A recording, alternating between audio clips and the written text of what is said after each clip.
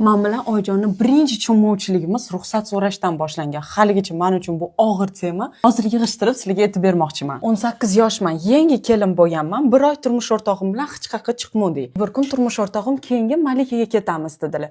Oyjonga aytib qo'ydilar. Ona, biz Malikaga ketyapmiz deb. Oyjon xo'p deb aytdi. Meni ko'rsanglar, og'zim otdek ochiq. Men xursandman. Turmush o'rtog'im bilan borib aylanib keldik. Uyga kelsak, uyda janjal. Oyjon, men kelinni topa olmadim deyaptilar. O'sha kuni Oyjonim meni oldimga kelib, qayergadir ketadigan bo'lsangiz, birinchi mendan so'raysiz. Erim deb menga o'z boshimchalik qilmang dedilar. O'sha kuni duxumni berib qo'ydim, ishonaveringlar. Men g'alati bo'lib qolganman, chunki qanaqa qilib men notanish insonimdan ruxsat so'rab chiqib ketaman. Ha, turmush o'rtog'imni taniyman, yaxshi ko'raman, lekin ularni men tanimayman-ku.